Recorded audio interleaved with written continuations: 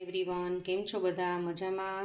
કાજલ કિચનમાં તમારું સ્વાગત છે. આજે આપણે કોઈ રેસીપી નથી શેર કરવાની. આજે એક હોમ રેમેડીઝ તમારી સાથે હું શેર કરવાની છું.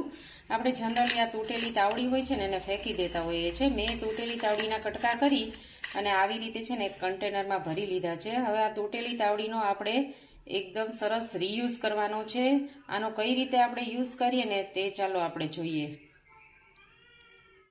જો આ કુકર છે ને એમાં આવી રીતે દાજો પડી જતી હોય છે. ઘણીવાર આપણે બ્રશ લગાવીએ, વિમ બાર લગાવીએ, પણ આ દાજો જાતી નથી અને આપણું કુકર છે ને ખરાબ થઈ જાય છે. તો આપણે છે ને આ એક તાવડીનો નાનો ટુકડો લઈ આને છે ને આવી રીતે આપણે પાણીવાળો કરવાનો છે અને અહીંયા પણ થોડું પાણી લગાડવાનું છે.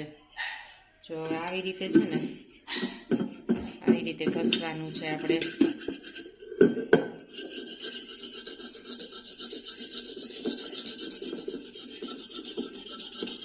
જો આ બધી દાજો નીકળવા માંડી.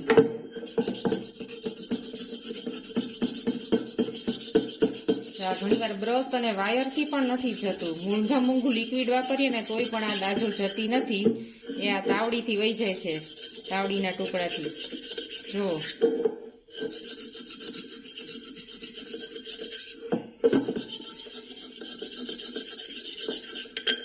પાણી થોડુંક આપણે લગાવતું જવાનું.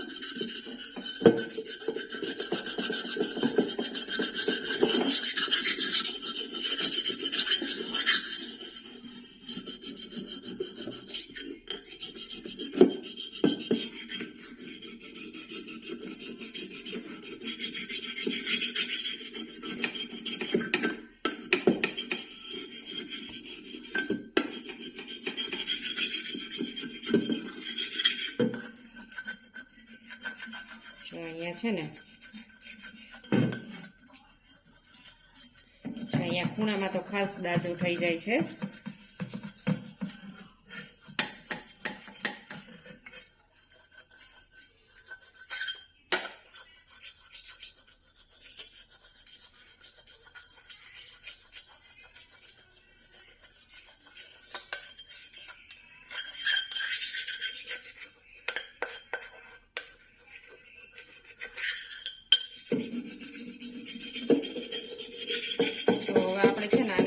સાફ કરી લેશું.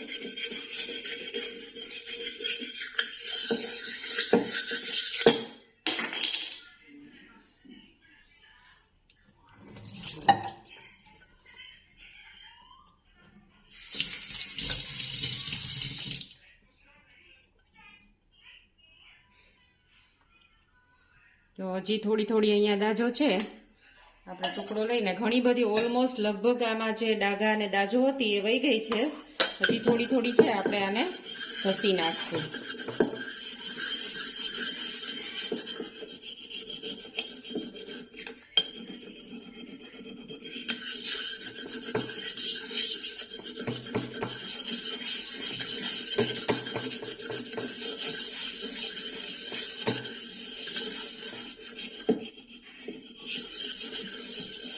આપણી બધી દાજો હવે નીકળી ગઈ છે.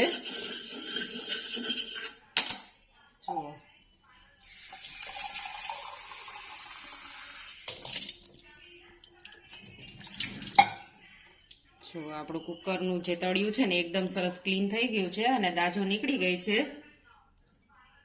તો અમારી હોમ રેમેડીઝ કેવી લાગી તમને? હવે છે ને તમે લોકો તાવડીને ફેંકતા નહીં, તૂટેલી તાવડીને, અને આવી રીતે એનો રીયુઝ કરજો. તો મારી આ હોમ રેમેડી કેવી લાગી તમને અચૂક કોમેન્ટ કરજો અને મારી ચેનલને સબસ્ક્રાઈબ કરજો.